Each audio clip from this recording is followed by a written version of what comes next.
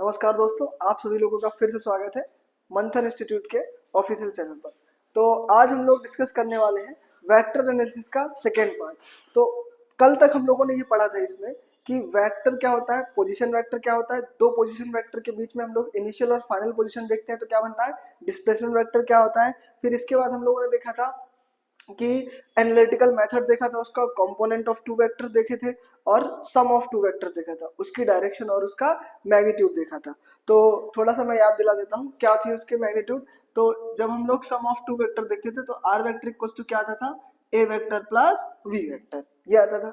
अब हम लोगों को क्या करना है, इसका मैग्नीट्यूड अगर देखना है तो क्या हो जाएगा, इसका magnitude mod of R vector equals to क्या हो जाएगा, under root of A square plus B square plus 2ab cos theta. यही तो हुआ करता था। अब क्या करना है आपको, अगर हम ये कहें कि आपको इसको क्या निकालना है, हमको इसका निकालना है डायरेक्शन। तो इसकी डायरेक्शन के लिए हम लोग क्या कहते थे, tan alpha equals to mod of A sine theta upon mod of A mod of B plus mod of A cos theta. ये था इसका डायरेक्शन का फॉर्मूला। तो ये हमारे पास तीन फॉर्मूले कल हम लोगों ने पढ़े थे। तीन फॉर्मूले क्या है, क्या मतलब है इनका, मतलब इसका ये है कि जब हम लोग सम ऑफ टू वेक्टर्स निकालते थे तो कैसे करते थे, ये क्या है, ये सम हो गया दो वेक्टर्स का, फिर इसका क्या निकालना पड़ेगा, मैग्नीट्यूड, और फिर इसका क्या निकालना पड़ेगा आपको, डायरेक्शन। तो यही तीन चीजें हम लोगों ने वेक्टर में कल पढ़ी हुई थी कि वेक्टर का सम कैसे करते हैं और उसका मैग्नीट्यूड कैसे निकालते हैं और उसकी डायरेक्शन कैसे निकालते हैं। अब हम लोग ये पढ़ने जा रहे हैं इसमें कि अगर मोर देन टू वेक्टर्स हो जाए तो उनका सम कैसे करेंगे। ठीक है, तो उनका सम कैसे करेंगे हम लोग, चलिए समझते हैं। तो उनका सम करने के लिए क्या करना पड़ता है, दो वेक्टर का सम तो आता ही है ना, आपको मैंने सिखाया है ना कल। तो फिर मोर देन टू वेक्टर करेंगे तो क्या करेंगे, दो दो के पेयर बना लीजिए आप। दो वेक्टर का क्या करेंगे हम लोग, सम निकालेंगे पहले, फिर दो वेक्टर का जो सम आ जाएगा उसका एक रिजल्टेंट आ जाएगा, उस रिजल्टेंट का हम लोग तीसरे के साथ सम निकालेंगे, फिर चौथे के साथ, वैसे ही पांचवें के साथ, ऐसे ही करते चले जाएंगे। तो मोर देन टू वेक्टर का सम हमारे पास आ जाएगा। तो चलिए जरा इसको समझते हैं ध्यान से। तो मोर देन टू वेक्टर को हम लोग समझने के लिए एक एग्जाम्पल ले लेते हैं। तो एग्जाम्पल हमारे पास लिखा हुआ है, ये रहा आपका एग्जाम्पल। इसमें चार वेक्टर आपको दिए गए हैं। अब दो नहीं, दो से ज्यादा है, तो दो से ज्यादा है तो क्या करेंगे हम लोग, इसका तरीका सॉल्व करने का ये है कि आप इसमें चार से ज्यादा भी हो सकते हैं, पांच भी हो सकते हैं, छह भी हो सकते हैं। ठीक है, मैंने चार ले लिए, चार को सॉल्व कर लेते हैं। तो इसको सॉल्व करने का तरीका ये है कि दो वेक्टर्स दिए गए हैं ना, इन दो वेक्टर्स को हम लोग पहले निकालेंगे इसका रिजल्टेंट। ठीक है, फिर क्या करना है, फिर जो रिजल्टेंट आएगा उसका तीसरे के साथ, फिर तीसरा और उसका पहले का रिजल्टेंट, जो उनका दोनों का सम करने के बाद रिजल्टेंट आएगा उसका चौथे के साथ, लास्ट में आपके पास एक वेक्टर बचेगा जो चारों का सम बताएगा। ठीक है, तो चलिए शुरू करते हैं। पहले क्या किया हमने, ये दिया क्या, ए वेक्टर बी वेक्टर, इन दोनों का हमको सम करना है। तो कल मैंने आपको बताया था कि दो वेक्टर का सम करने के लिए हम लोग को पास दो लॉ होते हैं, एक होता है ट्रायंगल लॉ और एक होता है पैरेललोग्राम लॉ। तो मैंने इसमें क्या लगाया, ट्रायंगल लॉ लगा दिया। ट्रायंगल लॉ क्या कहता है कि एक वेक्टर को दूसरे से अगर ऐड करना है, आपको उसका सम करना है, तो क्या करना पड़ता है, एक वेक्टर की टेल को दूसरे के हेड से ऐड कर देते हैं। तो इसको मैंने उठाया, इसके हेड के पास रख दिया इस तरीके से। तो ये क्या आ गया हमारे पास, बी वेक्टर, और यहाँ पे क्या था, ए वेक्टर था। हमने इसको उठा के यहाँ रख दिया, ये हो गया। अब क्या करना है, ए वेक्टर और वी वेक्टर को ऐड करना है। तो क्या करेंगे, इसकी टेल को इसके हेड से मिला देंगे। तो ये पास हमारे पास आ गया, क्या आ गया, ई वेक्टर आ गया हमारे पास। A vector plus B vector, E vector आ जाएगा, और जो कि क्या बताएगा हमारे पास, मैं यहाँ लिख देता हूँ। ई वेक्टर हमको बता रहा है क्या, ए वेक्टर प्लस बी वेक्टर। ठीक है भैया, आगे बढ़ते हैं। अब क्या होगा, ये जो ई वेक्टर आया है ये आपका रिजल्टेंट वेक्टर है, इसी के साथ आपको सी को जोड़ना है, क्योंकि दो तो ऐड हो गए। अब क्या हमारे पास ई वेक्टर ऐसा ही आया है, मैंने यहाँ पे बना लिया ई वेक्टर। अब इसके साथ हमको क्या जोड़ना है, सी वेक्टर को जोड़ना है। तो सी वेक्टर की डायरेक्शन क्या है, ये डायरेक्शन है। तो इसको एज इट इज उठा के आप तो यहाँ पे ऐसे लिख दो, या फिर क्या मैंने तरीका बताया था, इसकी टेल को, क्योंकि पैरेललोग्राम लगाना लॉ लगाना तो ऐसे कर सकते हैं, मुझे तो ट्रायंगल लॉ लगाना है।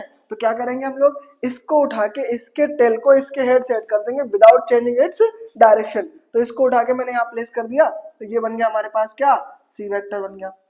ठीक है, अब इन दोनों को अगर ऐड करना है तो क्या करेंगे, इसकी टेल को इसके हेड से जोड़ देंगे। तो क्या आ जाएगा हमारे पास, ये आ जाएगा E vector plus C vector. इसको हमने क्या बोल दिया, एफ वेक्टर। ठीक है, ये क्या आ गया हमारे पास, एफ वेक्टर आ गया। अब देखिए आप, जो हमारे पास एफ वेक्टर आ गया, ये किसका रिजल्टेंट है, ये इन तीनों का जोड़ है। कैसे, जरा देखो मैं बता देता हूँ। एफ वेक्टर जो है, E vector plus C vector लिखा ना आपने, ई वेक्टर की वैल्यू क्या थी, ए वेक्टर प्लस बी वेक्टर। तो हमने लगाया ई की जगह ए वेक्टर प्लस बी वेक्टर, ठीक है, प्लस सी वेक्टर। क्या बात समझ में आई, सी वेक्टर हो गया ना। तो एफ वेक्टर इक्वल टू क्या हो जाएगा, A vector plus B vector plus C vector. तो ये तीनों का सम हो गया। अब ये जो तीनों का सम आया है ये वाला वेक्टर, इसको हमको किसके साथ ऐड करना है, डी के साथ ऐड करना है। तो क्या करेंगे, जो हमारे पास जो रिजल्टेंट आया था दोनों का उसको मैंने यहाँ बना लिया। ये क्या है हमारे पास, ये है हमारे पास एफ वेक्टर। ये क्या हो गया हमारे पास, एफ वेक्टर हो गया। अब आपको इस एफ वेक्टर को डी से ऐड करना है। तो कैसे ऐड करोगे, विदाउट चेंजिंग इट्स डायरेक्शन। तो आप इसको उठाओगे और यहाँ पे प्लेस कर दोगे। तो मैंने इसको उठा के यहाँ प्लेस कर दिया। ये क्या हो गया हमारे पास, ये हो गया हमारा डी वेक्टर। ठीक है, अब ये देखो, ये एफ वेक्टर हो गया, ये डी वेक्टर हो गया। अब इन दोनों को ऐड करना है तो क्या तरीका हो जाएगा, इसके टेल को इसकी हेड से मिला देंगे। तो क्या हो जाएगा हमारे पास, D vector plus F vector हो गया। इसको मैंने क्या नाम दे दिया, इसको मैंने नाम दे दिया R vector. D vector plus F vector क्या हो जाएगा, आर वेक्टर। ठीक है, और यही आपका फाइनल रिजल्टेंट है क्योंकि चारों ऐड हो गए। ठीक, अब जब चारों ऐड हो गए तो देखिए आर वेक्टर की वैल्यू क्या हो जाएगी, ये देखिए इधर आर वेक्टर इक्वल टू क्या हो जाएगा, D vector plus F vector. अब देखो जरा, डी वेक्टर तो डी ही है, ठीक है, एफ वेक्टर क्या हो जाएगा, एफ वेक्टर क्या था, A vector plus B vector plus C vector, यही तो था ना। तो डी प्लस, मैं पहले क्या लिख देता हूँ, पहले डी को ही लिख लेता हूँ। डी की वैल्यू क्या है, पहले एफ को लिख लेते हैं। एफ की वैल्यू क्या है, A vector plus B vector plus C vector plus D vector, यही तो हो गया हमारा आर वेक्टर। तो यही क्या आ गया, रिजल्टेंट वेक्टर हमको क्या बता रहा है, चारों वेक्टर्स का सम बता रहा है। तो यहाँ पे आपको चारों वेक्टर का सम मिल जाता है।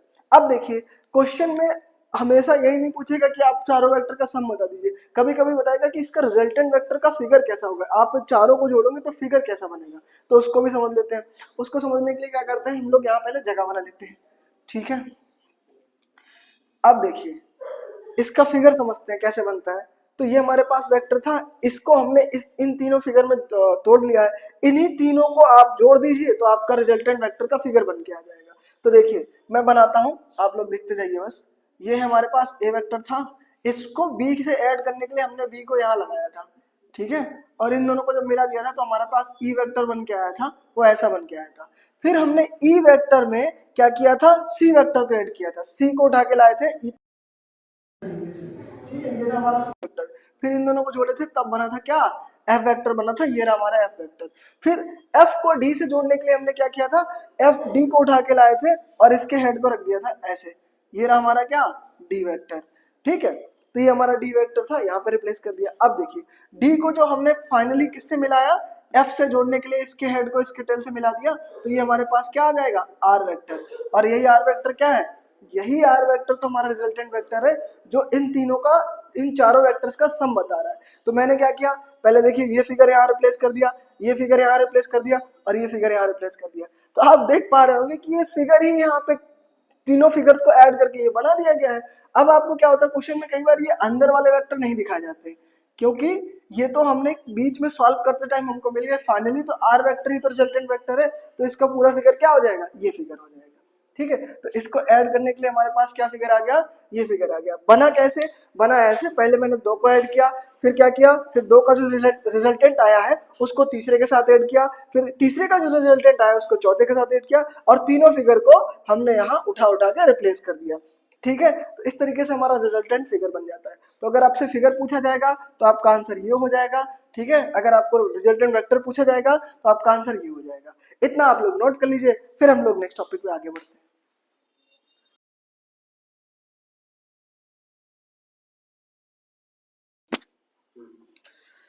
ओके, तो अब हम लोग क्या पढ़ते हैं, नेक्स्ट टॉपिक हमारा है सब्ट्रैक्शन ऑफ टू वेक्टर्स।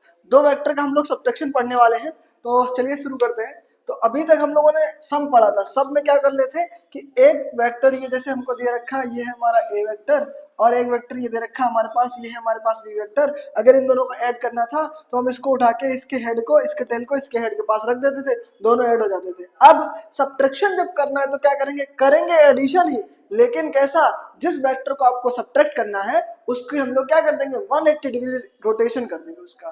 क्यों, क्योंकि हम लोग को ये पता होना चाहिए, मैं बता देता हूँ अगर नहीं पता है, कि अगर जैसे मान लीजिए एक वेक्टर ये है ए वेक्टर, ठीक, अगर इसको 180 डिग्री आप रोटेट कर देते हैं, यानी इसको 180 डिग्री रोटेट करने का मतलब है आपने इसकी डायरेक्शन को रोटेट करके ये बना दिया, तो ये वाला जो वेक्टर होगा ये कैसा हो जाएगा, माइनस ए वेक्टर हो जाएगा। ठीक है, ये वेक्टर इसका मैग्नीट्यूड तो सेम होगा बट डायरेक्शन इज अपोजिट, तो अपोजिट डायरेक्शन की वजह से क्या हो जाता है, डायरेक्शन के हिसाब से चलते हैं ना हम लोग। तो ये अगर इस साइड जा रहा है आई कैप में, तो इधर जाएगा तो माइनस आई कैप, तो इसकी डायरेक्शन अपोजिट हो जाएगी, इसलिए यहाँ पे क्या आ जाएगा, माइनस साइन आ जाएगा। ठीक है, तो हम लोग को इसी चीज का, इसी प्रॉपर्टी का फायदा उठाते हुए हम लोग क्या करेंगे, इसको सब्ट्रैक्ट कर लेंगे। कैसे सब्ट्रैक्ट करेंगे जरा देखिए।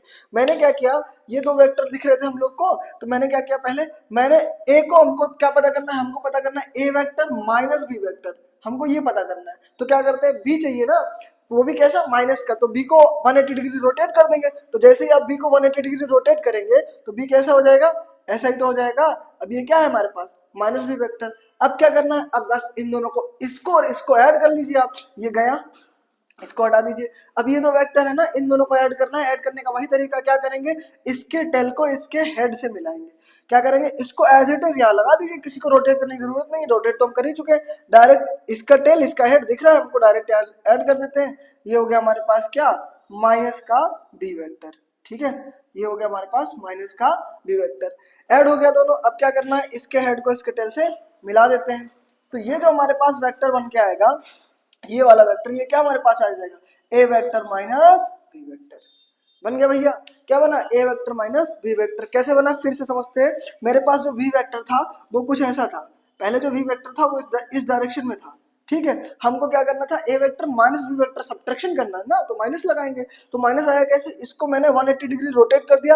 रोटेट करने पे क्या हो गई, इसकी डायरेक्शन अपोजिट हो गई, और अपोजिट डायरेक्शन क्या आता है, माइनस साइन देता है। इसी प्रॉपर्टी का इस्तेमाल हमने यहाँ पे किया, इसको रोटेट किया, माइनस आ गया। अब ये जो माइनस आया ना, इस माइनस का, अब इन दोनों को क्या करेंगे, माइनस तो आ ही गया ना, इन दोनों को ऐड करेंगे। जैसे ही आप ऐड करेंगे तो पता, आपने ऐड करने के बाद ये जो रिजल्टेंट वेक्टर, मैंने इसको आर नाम दे दिया। ठीक है, ये जो रिजल्टेंट वेक्टर आया है आपका, ये क्या होगा पता है, ये होगा R vector equals to A vector plus minus B vector. आपने इसको ऐड ही तो किया, मैंने इसको रोटेट करके यहाँ फिर इसको ऐड कर दिया। ऐड करने के बाद ये जो आर वेक्टर आया है, ये क्या है, A vector plus minus B vector. तो आर वेक्टर इक्वल्स टू क्या आ जाएगा, A vector minus B vector. यही क्या हो गया, हमारा आंसर हो गया। ठीक, तो इस तरीके से हम लोग क्या करेंगे, सब्ट्रैक्शन ऑफ टू वेक्टर्स करेंगे। ठीक है, इतना आप लोग नोट कर लीजिए। इसके बाद हम लोग नेक्स्ट टॉपिक पे बढ़ते हैं। ओके, नेक्स्ट टॉपिक आता है हमारा इक्वालिटी ऑफ टू वेक्टर। ये कुछ छोटी बेसिक चीजें मैं आपको बता देता हूँ फटाफट। इक्वालिटी ऑफ टू वेक्टर क्या होता है, जैसे ये वेक्टर दिया है, ये हमारे पास है ए वेक्टर, और ये भी वेक्टर क्या है, ये है बी वेक्टर। अगर इनकी दोनों वेक्टर्स के मैग्नीट्यूड और डायरेक्शन दोनों दोनों सेम है, तो हम लोग कह देंगे क्या, कि अगर मैं कहूँ, मैं लिख देता हूँ ये बात, या आप लोग भी लिख लीजिए, magnitude magnitude of A vector and direction of a vector is equal to magnitude of magnitude of b vector and direction of b vector।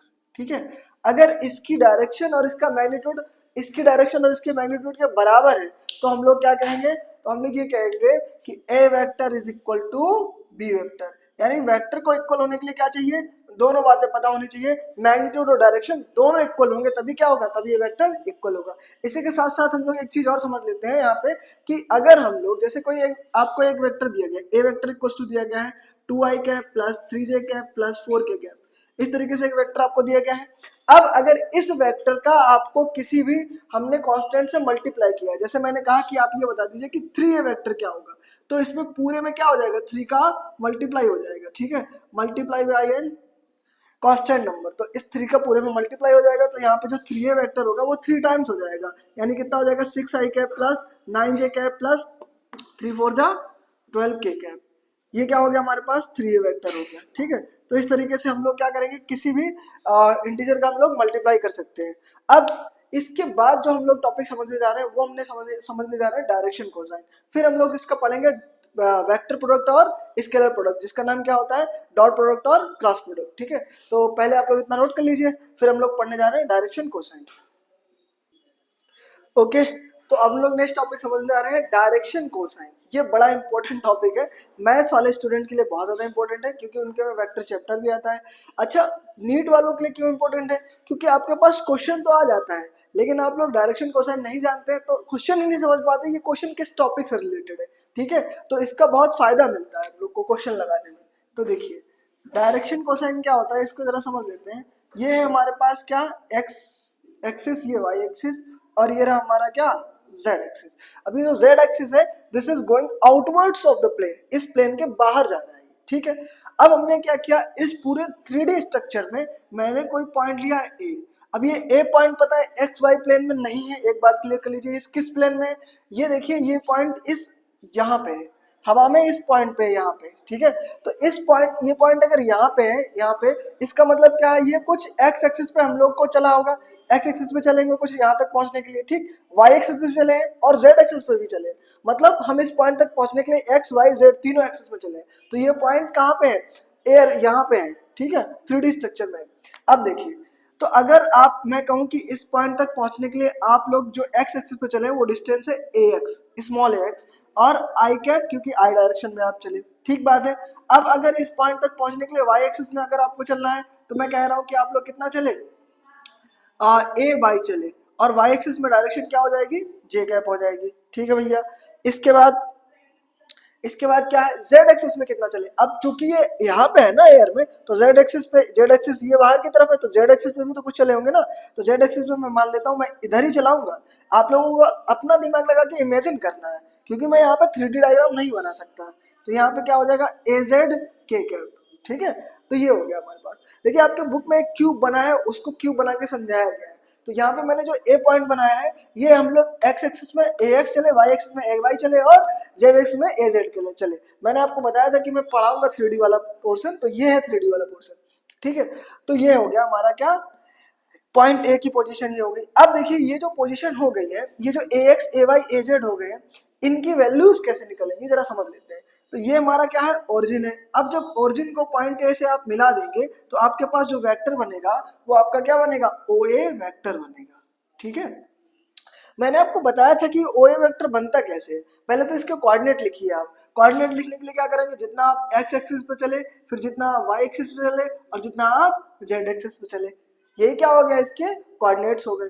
But अब अगर इसका वेक्टर फॉर्म लिखना है आपको तो कैसे लिखेंगे, इसी कोऑर्डिनेट्स में क्या लगाएंगे, डायरेक्शन और लगा देंगे, तीनों को ऐड कर देंगे, हमारे पास वेक्टर फॉर्म आ जाएगा। तो ए ओ ए वेक्टर क्या हुआ, ए x I cap plus A Y J cap plus A Z के कैप, ये क्या होगा हमारे पास, ओ ए वेक्टर हो गया। अब निकालते हैं हम लोग इसका डायरेक्शन कोसाइन। डायरेक्शन कोसाइन का मतलब है कि इस वेक्टर की प्रोजेक्शन तीनों एक्सिस पे क्या होगी। अब ये प्रोजेक्शन क्या होता है जरा इसको समझ लेते हैं। प्रोजेक्शन का मतलब है कि अगर इसको इधर यहाँ पे लाइट बल्ब लगाया जाए और इसको यहाँ रखा जाए तो इसकी कितनी परछाई इस एक्स एक्सिस पड़ेगी, वही होता है प्रोजेक्शन। प्रोजेक्टर देखा है ना आप लोगों ने, प्रोजेक्टर क्या होता है, प्रोजेक्टर से लाइट निकलती है और पर्दे पे पड़ती है, तो थिएटर में हम लोग उसी से मूवी देखते हैं। तो यहाँ पे वही चीज इस्तेमाल होती है। जैसे आप समझिए यहाँ पे मैंने लाइट लगाई है, ये बीच में क्या हो रही है, ये वेक्टर है, तो इसका कितना पार्ट एक्स एक्सिस पे आने वाला है, तो यही तो पार्ट एक्स एक्सिस पे आएगा जितना आप चले हैं, ठीक। तो आप अगर इसको निकालना चाहें, और मैंने कहा ये जो एंगल है ये अल्फा है, एक्स एक्सिस के साथ जो एंगल बन रहा है वो क्या है, अल्फा है। इस वेक्टर का जो वाई एक्सिस के साथ एंगल बन रहा है वो क्या है, बीटा है। इसी वेक्टर का जो जेड एक्सिस के साथ एंगल बन रहा है, इस ओ को मैं यहाँ लिख देता हूँ, जेड एक्सिस के साथ जो एंगल बन रहा है वो क्या है, गामा है, ठीक। अल्फा बीटा गामा, इन तीनों की वैल्यू हम लोग निकालने जा रहे हैं। कैसे निकालेंगे, सबसे पहले मैंने क्या किया, आप x में ax चले थे तो आपको इसका बेस पता है इस ट्रायंगल का, ठीक है, और इस ट्रायंगल में आपको हाइपोटेन्यूज पता है, ओ ए वेक्टर है, ये तो अपना पता ही है हम लोग को। तो हमने क्या लगाया, ट्रायंगल में लिख देता हूँ, ट्रायंगल मैं पॉइंट देता हूँ ओ ए बी, ठीक है। तो ओ ए बी, इसमें मैंने क्या लगाया, मैंने लगाया कॉस अल्फा। कॉस अल्फा क्या हुआ, ओ ए बी, इसमें लगाया तो क्या होता है, कॉस थीटा, कॉस अल्फा क्या होता है, बेस अपॉन हाइपोटेन्यूज। तो यहाँ पे बेस क्या है हमारा, एक्स ही तो बेस है, अपॉन हाइपोटेन्यूज क्या है, ये ओ बी वेक्टर ही तो है, ठीक है। तो O B vector, O A vector, O A vector कितना है, ए एक्स आई के प्लस ए वाई जे के प्लस ए जेड के कैप। अगर तुमको वेक्टर फॉर्म में लिखना है तो आप पूरा वेक्टर लिख देते हैं, लेकिन अगर आपको इसकी डिस्टेंस लिखनी है तो इसका क्या लिखना पड़ेगा, हमको इसका मैग्नीट्यूड लिखना पड़ेगा। और हमने आपको सिखाया था कि किसी भी वेक्टर का मैग्नीट्यूड निकालने के लिए हम लोग कैसे इस्तेमाल करते हैं, क्या इस्तेमाल करते हैं, जितने आई के साथ जो कोफिशिएंट है, जे के साथ जो कोफिशिएंट है, जो के साथ जो कोफिशिएंट है, सबका क्या कर देंगे, अंडर रूट और उसका स्क्वायर। तो आता कैसे है, आता बस ऐसे ही कि इस पॉइंट का और इस पॉइंट का डिस्टेंस निकालना है। तो डिस्टेंस का फॉर्मूला तो आप लोग जानते हैं, x2 माइनस x1 का whole square, y2 minus y1 का whole square, z2 minus z1 का स्क्वायर। ये पॉइंट पे क्या है, ये सब ओरिजिन है, तो यहाँ पे x और y और z तीनों क्या है, जीरो होंगे। तो ax माइनस जीरो, तो इसका हम लोग लिखने जा रहे हैं क्या, मॉड। मॉड मतलब मैग्नीट्यूड, ओ ए वेक्टर का मैग्नीट्यूड क्या हो जाएगा बताओ, ए एक्स माइनस जीरो का होल स्क्वायर, तो जीरो किसी में माइनस करोगे तो वही वैल्यू बन जाएगी एक्स स्क्वायर, ए वाई माइनस जीरो का होल स्क्वायर तो क्या बन जाएगा ए वाई स्क्वायर, ए जेड माइनस जीरो का होल स्क्वायर तो क्या बन जाएगा ए जेड स्क्वायर। बन गया हमारे पास mod of O A vector. अब ओ ए वेक्टर का मॉड ये आ गया, मतलब हमारे पास ये डिस्टेंस आ गई, और हम लोग यहाँ पे क्या लिखने जा रहे हैं कॉस अल्फा में, बेस अपॉन हाइपोटेन्यूज, मतलब ओ ए की वैल्यू क्या है अभी आपने लिखी है, क्या है भैया under root of A X का whole square plus A Y का whole square plus A Z का होल स्क्वायर। अब चूंकि ये पूरी वैल्यू मैंने लिख के दिखा दी आप लोगों को, क्यों लिख के दिखा दी, ताकि आपको समझ में आ जाए, क्योंकि हम लोग इसकी जगह एक चीज और लिख सकते हैं, वो क्या है mod of O A vector. तो मैं लिखना चाहूँ तो इसको ऐसे ही लिख सकता हूँ cos alpha equals to A X upon mod of O A. ठीक है, तो ये हमारे पास क्या आ जाएगा कॉस अल्फा आ गया। अब एक बात समझिए, इसी कॉस अल्फा को हम लोग नाम देते हैं स्मॉल एल। ठीक, ये एक कोसाइन हो गया, इसी को कोसाइन का मतलब कॉस को ही कोसाइन कहते हैं, तो ये जो एल आया ना यही तो कॉस अल्फा है। तो ये जो कॉस अल्फा है ये क्या हो गया हमारा पहला कोसाइन हो गया। अब हम लोग देखते हैं दूसरा कोसाइन, ये किसका हो गया एक्स एक्सिस का हो गया।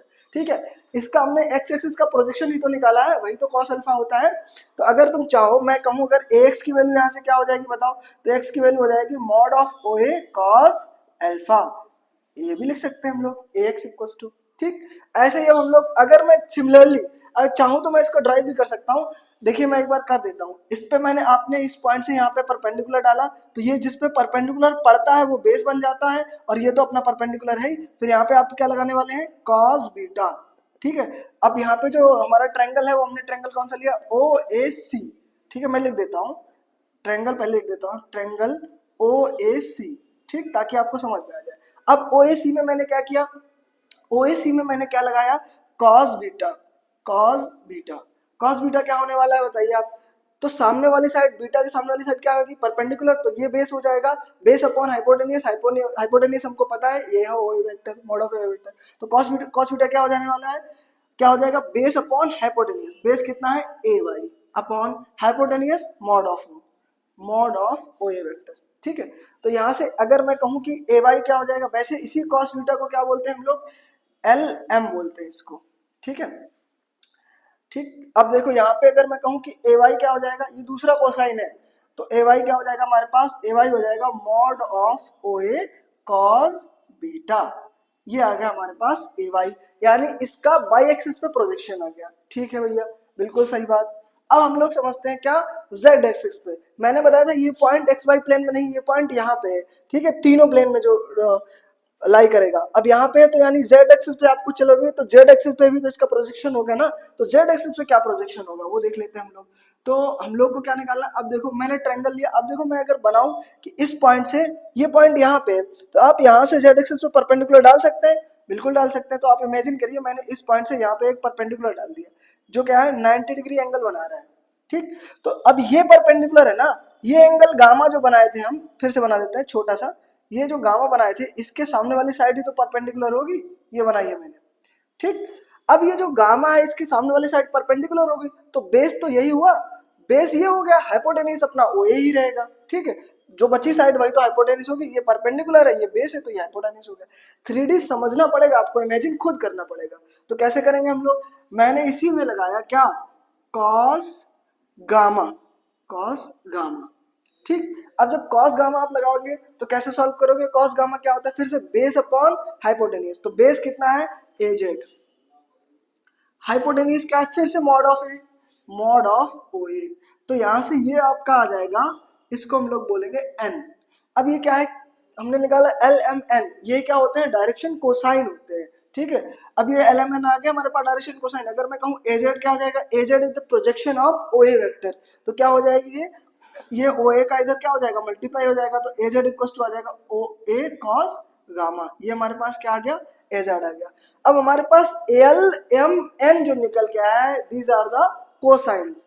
अब अगर हम कहें कि L square plus M square plus N square, इसकी वैल्यू क्या होगी, इसको वैल्यू होती है 1। कैसे आती है इसको हम लोग समझेंगे। पहले मैंने क्या किया, पहले आप लोग इतना नोट करिए, फिर मैं आपको दिखाऊंगा कि L square plus M square plus N square की वैल्यू क्या होती है 1, कैसे होगी हम लोग इसको करके देखेंगे। इतना आप लोग नोट कर लीजिए। अब हम लोग समझने जा रहे हैं कि ये जो हमारे डायरेक्शन कोसाइन निकल के आए थे एल एम एन क्या निकल एल निकल के आया था A X upon mod of A, M क्या निकल के आया A Y upon mod of O A, N निकल के आया था A Z upon mod of O A. इनको cos alpha cos beta cos gamma से मैंने रिप्रेजेंट कर दिया। ये जो एल एम एन निकल के आए हैं, मैंने क्या बताया कि इन तीनों का स्क्वायर का सम जो होता है वो को होता है 1 के बराबर। कैसे होता है चलिए देख लेते हैं। तो देखिए मैंने यहाँ से लेफ्ट हैंड साइड लिया, इसको सॉल्व करना चालू किया। लेफ्ट हैंड साइड में क्या है, L square M square N square है, तो इन तीनों का वैल्यू हमको पता है, तो हमने लगा दिया एल। एल की वैल्यू क्या थी, ए एक्स अपॉन ओ ए का मॉड ऑफ ओ ए का होल स्क्वायर करने वाले हैं आप, बिल्कुल सही बात। प्लस फिर यहाँ पे क्या करेंगे, A Y upon mod of O A का whole square plus A Z upon mod of O A का होल स्क्वायर। ठीक है, सबका होल स्क्वायर कर दिया। तो आपको क्या मिलने वाला है, स्क्वायर करने के बाद मॉड हट जाता है, तो ये क्या आ जाएगा, x square upon O A का स्क्वायर, ठीक है, plus A Y square upon O A का whole square plus A Z square upon O A का होल स्क्वायर।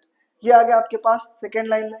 अब देखिए तीनों में ओ ए है, तो इसका एलसीएम क्या आ जाएगा हमारे पास, ओ ए का होल स्क्वायर। ये तीनों ऐड हो जाएंगे, ऐड होने के बाद क्या आ जाएगा, x square plus A Y square plus A Z square. अब अगर हमको ओ ए पता हो तो हमारा आंसर आ जाएगा। तो क्या आपको ओ ए पता है, बिल्कुल पता है। मॉड ऑफ ओ ए मैंने निकाला था आपके पास under root of X square plus A Y square plus A Z square. कैसे निकाला था, A X A Y A Z क्या थे, कोऑर्डिनेट थे उस पॉइंट के, और उस पॉइंट से ओरिजिन तक की डिस्टेंस ये होती है x square plus A Y square plus A Z square. ठीक है, या किसी वेक्टर का उस पोजीशन वेक्टर का मैग्नीट्यूड भी यही था।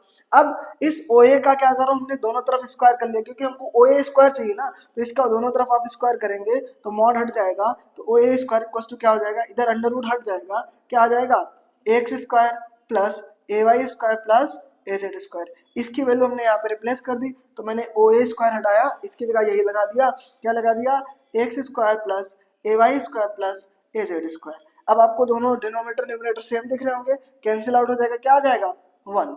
तो यहाँ से प्रूफ क्या हो गया कि L square plus M square plus N square क्या होता है, 1 होता है। तो आप ये प्रॉपर्टी याद रखिए, डायरेक्शन कोसाइन की ये सिंगल प्रॉपर्टी होती है, इसका इस्तेमाल होता है क्वेश्चंस में। ठीक है, तो इसको आप जरूर याद रखिए। ओके, तो इतना आप लोग नोट कर लीजिए, फिर हम लोग बढ़ते हैं नेक्स्ट टॉपिक पे। तो चलिए अब हम लोग नेक्स्ट टॉपिक पढ़ने जा रहे हैं, वेक्टर और स्केलर प्रोडक्ट हम लोग पढ़ेंगे। सबसे पहले हम लोग पढ़ेंगे स्केलर प्रोडक्ट, कैसे होता है स्केलर प्रोडक्ट, क्यों करते हैं। अभी तक हम लोगों ने वेक्टर का क्या पढ़ा था, एडिशन और सब्ट्रैक्शन, फिर क्या पढ़ेंगे, मल्टीप्लिकेशन और डिवीजन। तो एडिशन पढ़ा, सब्ट्रैक्शन कैसा हो जाएगा, एक वेक्टर को हमने क्या कर दिया था, अपोजिट कर दिया था उसका। ठीक है, तो क्या आ जाता है हमारे पास, सब्ट्रैक्शन आ जाता था। इसी तरीके से हम लोग पहले अब प्रोडक्ट पढ़ने जा रहे हैं। प्रोडक्ट का मतलब होता है मल्टीप्लिकेशन। तो देखिए जैसे ये है हमारे पास एक्स एक्सिस, ये है वाई एक्सिस। ठीक, अब अगर कोई ये वेक्टर, ये पॉइंट ओ है और ये है ए पॉइंट, और ये जो वेक्टर है ये है, मैं बोल देता हूँ इसका नाम है ए वेक्टर। ठीक, ये ए वेक्टर हो गया। अगर हमको क्या करना है, एक वेक्टर ये दिया गया है, और अगर एक और वेक्टर है जो कि ये है बी वेक्टर। ठीक, ये ए वेक्टर है जो, और ये बी वेक्टर है। इन दोनों वेक्टर्स का, इन दोनों के वेक्टर के बीच एंगल कितना है, थीटा है। इन दोनों का हमको क्या निकालना है, इन दोनों का हमको निकालना है स्केलर प्रोडक्ट करना है। ठीक है, मल्टीप्लाई करना है दोनों को कुल मिला के। तो देखो स्केलर प्रोडक्ट का मतलब ये होता है कि एक वेक्टर का दूसरे वेक्टर पे प्रोजेक्शन किसी भी एंगल पे ये हो सकते थे, जरूरी नहीं है एक्स एक्सिस पे ही होता, कहीं भी हो सकता था। अब हमने सॉल्व करने के लिए क्या किया, हमने इसको एक्स एक्सिस पे ही बना लिया। आप कहीं भी बना सकते हैं, आंसर तब भी सेम ही आएगा। कैसे करना है जरा देखो, ये जो ओ ए वेक्टर है ना, इसकी प्रोजेक्शन देखनी होती है हमको, किसके साथ, बी के साथ। मतलब इसको प्रोजेक्ट करना है आपको, बी पे ही प्रोजेक्ट करना है। मतलब या क्या, यहाँ पे आप बल्ब लगाएंगे तो इसकी जो परछाई पड़ेगी बी पे, वही क्या होगा हमारे पास, वही हमारा हो जाएगा ए वेक्टर, और बी वेक्टर का क्या हो जाएगा, स्केलर प्रोडक्ट। इसको हम लोग बोलते हैं डॉट प्रोडक्ट। क्या बोलते हैं इसको हम लोग, डॉट प्रोडक्ट भी बोलते हैं। ठीक है, क्या बोलते हैं, डॉट प्रोडक्ट बोलते हैं। तो दोनों का डॉट प्रोडक्ट जरा कर लेते हैं। तो हमने क्या कहा, पहले इसकी इस पे प्रोजेक्शन निकाल लो बी ही वेक्टर पे। ठीक है, क्योंकि डॉट प्रोडक्ट की डेफिनेशन क्या होती है कि एक वेक्टर दूसरे के साथ होना चाहिए, उसी डायरेक्शन में होना चाहिए। तभी डॉट प्रोडक्ट होता है। जब दोनों की डायरेक्शन सेम होगी तभी डॉट प्रोडक्ट होगा, अगर दोनों की डायरेक्शन सेम नहीं होगी तो डॉट प्रोडक्ट नहीं होगा। तो फिर क्या होगा, तो फिर क्रॉस प्रोडक्ट होगा। उसके लिए क्या करना पड़ता है, उसके लिए डायरेक्शन लिखनी पड़ती है। ये स्केलर प्रोडक्ट है, डॉट प्रोडक्ट है, तो इसमें जो प्रोडक्ट करने के बाद जो वैल्यू आती है वो भी कैसी होती है, स्केलर होती है, उसमें कोई डायरेक्शन नहीं होती है। स्केलर क्वांटिटीज मैंने क्या बताई थी, जिसमें कोई डायरेक्शन नहीं होता, दे ओनली है मैग्नीट्यूड। तो यहाँ पे भी हम लोग जब स्केलर प्रोडक्ट करेंगे तो हमेशा मैग्नीट्यूड ही निकल के आएगा। तो चलिए इसका प्रोजेक्शन करते हैं इस पे। तो हमने क्या किया, यहाँ पे ये बी वेक्टर है, मान लीजिए ये इतना बड़ा है, ठीक है। आपने क्या किया, यहाँ से एक परपेंडिकुलर डाला, ये एंगल 90 डिग्री है, तो जब आपने यहाँ पे परपेंडिकुलर डाला तो हमको बेस ही तो निकालना है। ये बी वेक्टर पूरा है, मैं यहाँ लिख देता हूँ, ये बी वेक्टर यहाँ तक है, ठीक, यहाँ लिख देते हैं बी वेक्टर। अब देखिए हमको सिर्फ इतना पार्ट निकालना है, क्योंकि ये ए को प्रोजेक्ट करने के बाद इतना ही पार्ट आ रहा है, तो ए का इस तरफ कितना मैग्नीट्यूड है, सिर्फ इतना है। इस पॉइंट को मैंने बोल दिया सी, ठीक। ओ सी जो है वही ए का प्रोजेक्शन है, और बी वेक्टर तो इस डायरेक्शन में था ही, तो ओ ए वेक्टर यानी ए वेक्टर को भी हमको इसी के साथ लाना पड़ेगा, तभी तो स्केलर प्रोडक्ट होगा। तो प्रोजेक्शन में हमको ओ सी निकालना पड़ेगा। तो मैंने क्या लिया, मैंने लगा ट्रायंगल ओ ए सी, ओ ए सी, ये ट्रायंगल लिया हमने। अब ये ट्रायंगल जब आपने लिया है तो आपको क्या करना पड़ेगा, इसमें लगा दो कॉस थीटा। क्यों कॉस थीटा लगा रहे हैं, क्योंकि हमको ओसी चाहिए ना, तो ओसी क्या है, बेस ही तो है, और बेस और हाइपोटेन्यूज ए वेक्टर हमको पता है, बेस और हाइपोटेन्यूज का रेशियो क्या होता है, cos थीटा होता है। cos थीटा इक्वल्स टू क्या देगा, बेस अपॉन हाइपोटेन्यूज, तो ओसी अपॉन मॉड ऑफ ओ ए यानी ए वेक्टर का मॉड हो जाएगा। अब देखिए ओसी बराबर क्या हो जाएगा, ओसी हो जाएगा mod of O A cos theta, अगर आप मॉड की फॉर्म में लिखना चाह रहे हैं तो। ठीक बात है भैया। अब अगर हमको ये बता दी वी वेक्टर जो था, मैं इस पॉइंट को जहां तक ये वेक्टर है इस पॉइंट को बना देता हूँ डी, तो जो ओडी है हमारे पास, ओ डी जो है वो क्या है, वो है मॉड ऑफ वी, यही तो है। अब दो वेक्टर्स का आपको स्केलर प्रोडक्ट करना है, मतलब हमको क्या करना पड़ेगा, हमको करना पड़ेगा ए वेक्टर डॉट बी वेक्टर, यही तो करना है। तो ए वेक्टर डॉट बी वेक्टर कैसे होगा, ए वेक्टर का वो पार्ट जो वी वेक्टर के डायरेक्शन में है, तो ए वेक्टर का वो पार्ट जो वी वेक्टर के डायरेक्शन में है वो इसका प्रोजेक्शन हो जाएगा, और इसका प्रोजेक्शन क्या है, ओसी, मैं लिख देता हूं, ओसी is the projection of vector A. इस ए वेक्टर का प्रोजेक्शन क्या है, ओसी है, और स्केलर प्रोडक्ट करने के लिए हमको ए वेक्टर का प्रोजेक्शन चाहिए एक्स एक्सिस पे, तो ए वेक्टर का प्रोजेक्शन क्या हो गया, एक्स एक्सिस पे ओसी हो गया, तो ये आ गया हमारे पास ओसी। ए वेक्टर का हमको क्या लिखना पड़ेगा, यहाँ पे ओसी लिखना पड़ेगा, सिर्फ प्रोजेक्शन ही आप लिख सकते हैं, पूरा ए वेक्टर का मल्टीप्लाई नहीं करेंगे। स्केलर प्रोडक्ट है तो हम क्या लेंगे, ओसी ले लेंगे, मल्टीप्लाइड बाई बी वेक्टर का मैग्नीट्यूड। तो बी वेक्टर का मैग्नीट्यूड क्या था, अब देखिए बी वेक्टर का मैग्नीट्यूड था ओडी, ठीक है, तो डायरेक्ट बी वेक्टर का मैग्नीट्यूड भी लिख सकते हैं हम लोग, ठीक है, वो भी लिख सकते हैं, कोई दिक्कत नहीं है। अब इन दोनों की वैल्यू लगा दो, ए वेक्टर, ठीक है, डॉट बी वेक्टर, ओसी की वैल्यू क्या है, ओसी की वैल्यू है mod of A cos theta, इसकी वैल्यू है mod of A cos theta. OD की वैल्यू क्या है, ओडी की वैल्यू है mod of B, mod of B लगा देते हैं। अब इसको हम लोग सही करके लिख लेते हैं, तो ये क्या आ जाएगा हमारे पास, A vector dot B vector equals to mod of A mod of B cos theta. ये क्या आ गया हमारे पास, ये आ गया हमारे पास scalar product of two vectors, या फिर इसको क्या बोलते हैं हम लोग, डॉट प्रोडक्ट भी बोलते हैं। कैसे आया, एक बार फिर से समझ लेते हैं, फिर आपको अच्छे समझ में आ जाएगा। स्केलर प्रोडक्ट का मतलब ही क्या है कि दोनों वेक्टर को सेम डायरेक्शन में लेना है, एक बात, ठीक है।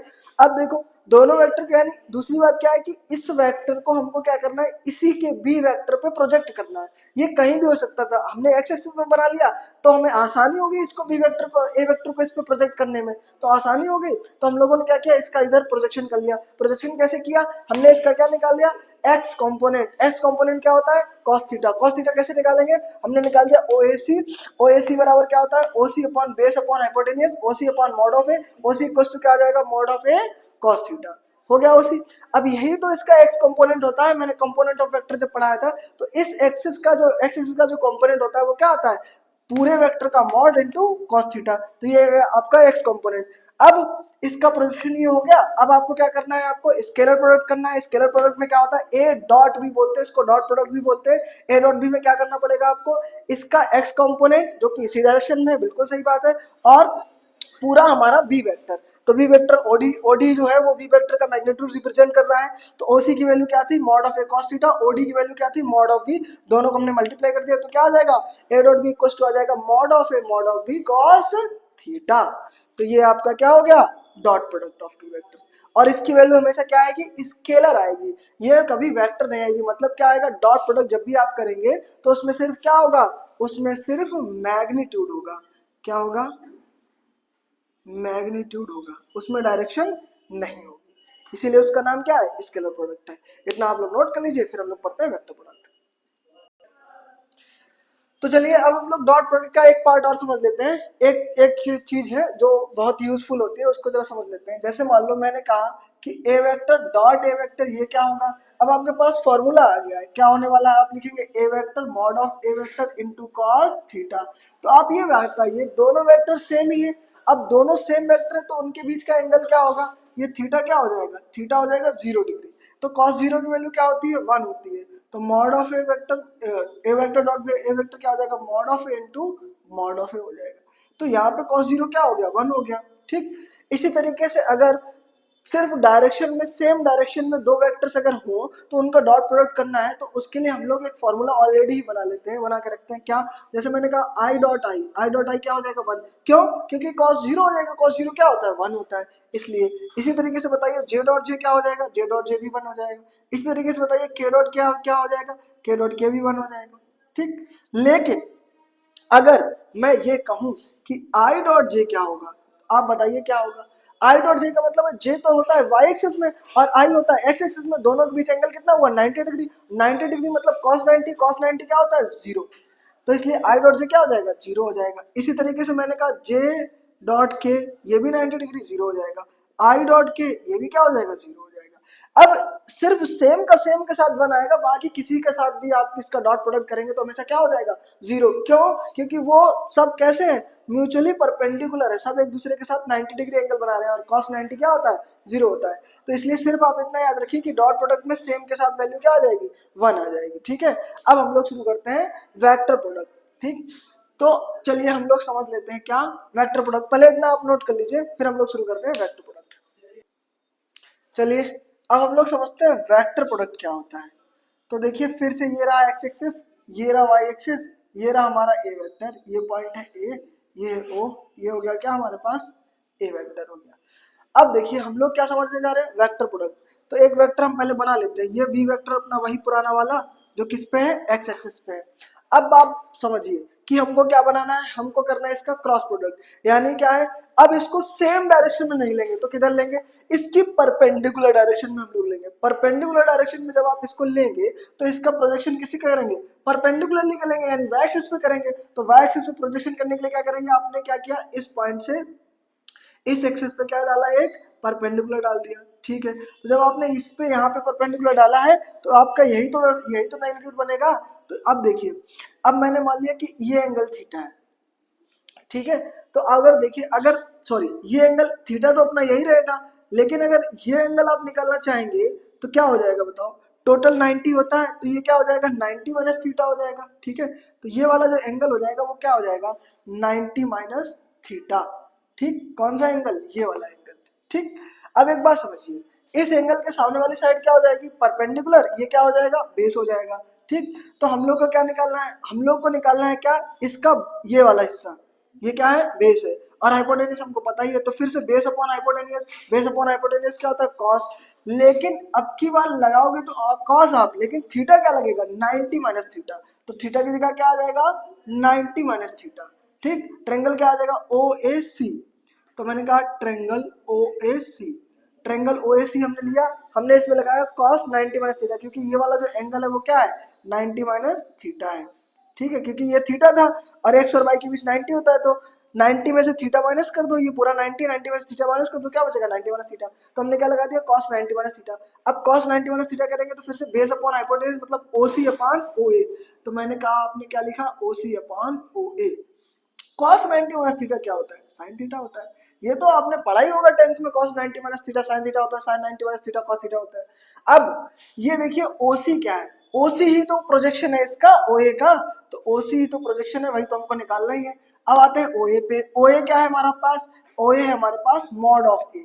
OA क्या है, मैग्नीट्यूड। अगर OA डिस्टेंस निकालोगे तो A वेक्टर का मॉड ही तो निकालोगे आप, बताया था मैंने। तो अब बताइए OC की वैल्यू क्या हो जाएगी, तो मैं यहाँ लिख देता हूँ कि OC equal to mod of A का इधर मल्टीप्लाई हो जाएगा, ये हो जाएगा mod of A sine theta, ये क्या हो गया हमारे पास, ओसी हो गया। तो ये मैग्नीट्यूड आ गया हमारे पास। अब इसका प्रोजेक्शन आपने कर लिया, ओसी आ गया, ओसी की वैल्यू आ गई, और बी का मैग्नीट्यूड आपको पता ही है, मॉड ऑफ बी। ठीक है, ये अगर मैं कहूँ डी पॉइंट है तो आपके पास जो ओडी हो जाएगा, ओडी क्या हो जाएगा, मॉड ऑफ बी हो जाएगा। अब क्या करना है, अब हमको करना है A vector cross B vector, cross product करना है इसका, इसीलिए इसको क्या बोलते हैं, वेक्टर प्रोडक्ट भी बोलते हैं। अब देखिए, जैसे ही आप क्रॉस प्रोडक्ट करेंगे तो आपके पास क्या है, आपको लिखना पड़ेगा ए का प्रोजेक्शन जो वाई एक्सिस में किया गया perpendicular to the X axis, यानी perpendicular to the B vector, B vector के परपेंडिकुलर प्रोजेक्शन आपने किया, वो क्या आया, ओसी आया। ठीक है, ये आया आपके पास, इनटू, और बी वेक्टर का मैग्नीट्यूड वो क्या है, ओडी है। अब इन दोनों की वैल्यू लगा देते हैं, तो क्या आ जाएगा आपके पास, A vector cross B vector equals to OC क्या है, ओसी की वैल्यू है mod of A sine theta, mod of A sine theta, OD क्या है, मॉड ऑफ बी है, मॉड ऑफ बी है।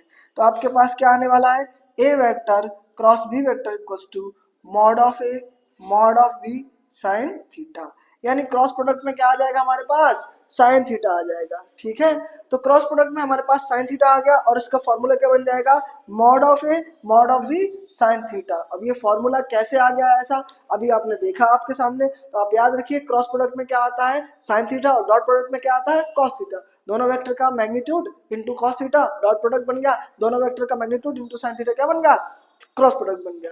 अब इसमें भी हम लोग समझ लेते हैं, जैसे उसमें समझे थे आई डॉट आई क्या होता था, 1 होता था, इसी तरीके से इसको समझने के लिए आप एक सर्कल बना लीजिए, आपको इसको हमेशा याद रखेंगे। कैसे याद रहेगा, ये लिखा आई, ये लिखा जे, और ये लिखा है के। ठीक, अब देखिए, अगर हमको क्रॉस प्रोडक्ट करना है तो हम लोग इसी सर्कल के हिसाब से अपने आप को रोटेट करेंगे। यानी अगर मैं कहूँ कि आई क्रॉस जे, आई क्रॉस जे क्या होगा, आई क्रॉस जे करोगे तो मिलेगा आपको के कैप। इसी तरीके से अब आगे बढ़ो, जे क्रॉस के क्या होगा, अगर मैंने कहा जे क्रॉस के करेंगे, मतलब क्या, एक सवाल होगा उसमें आई क्रॉस जे क्रॉस के दिया देगा, या आई कैप जे कैप के कैप, दो वेक्टर होंगे, दोनों का आप क्रॉस प्रोडक्ट निकालेंगे। तो कैसे निकालेंगे आप, कैसे करेंगे कि आई क्रॉस जे मिल जाएगा तो क्या होगा उसका आंसर, तो उसकी डायरेक्शन क्या बन जाएगी, के बन जाएगी। उसको हम लोग राइट हैंड थंब रूल भी से भी समझते हैं, उसको हम लोग बाद में समझेंगे, पहले इसका देख लेते हैं। तो जे क्रॉस के क्या हो जाएगा, आई हो जाएगा। अभी हम लोग क्लॉकवाइज चल रहे हैं, इस डायरेक्शन में सारे पॉजिटिव होंगे, अगर आपने इसके अपोजिट डायरेक्शन में चले तो नेगेटिव आ जाएगा। फिलहाल इसी डायरेक्शन में हम लोग आगे बढ़ते हैं, के क्रॉस आई क्या मिलेगा हमको, के क्रॉस आई, ये क्या आ जाएगा, जे कैप आ जाएगा। ठीक, ये हो गया हमारे पास। अब आगे बढ़ते हैं, हमने इस डायरेक्शन में चल के तीनों का क्रॉस प्रोडक्ट निकाल लिया।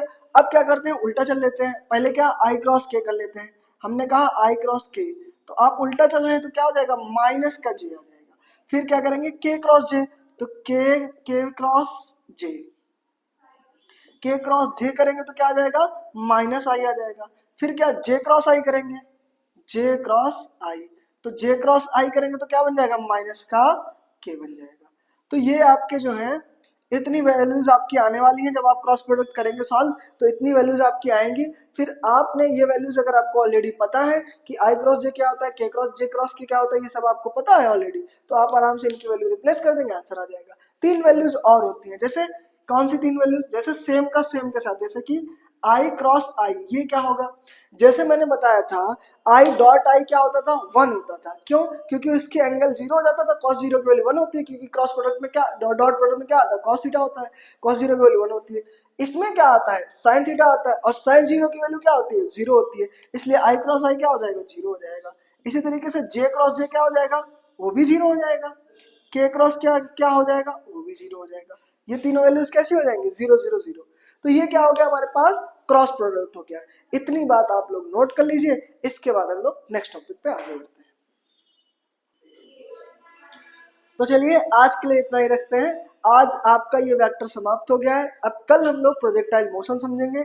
आपके जो क्वेश्चंस हैं आप लोग बिल्कुल चिंता मत करिए, इस चैप्टर को पढ़ाते हुए मैंने एग्जांपल्स नहीं लिए हैं, क्योंकि हमको बहुत जल्दी सिलेबस भी कवर करना है। लेकिन जितना भी टॉपिक मैंने पढ़ा है एक वीडियो में सबके एग्जाम्पल में कंप्लीट कराऊंगा सबको, ठीक है, सारे एग्जाम्पल्स में कराऊंगा, PYQ भी लूंगा। तो आप लोग जुड़े रहिए और चैनल को सब्सक्राइब कीजिए, आप अपने दोस्तों के साथ इस वीडियो को शेयर कीजिए। धन्यवाद।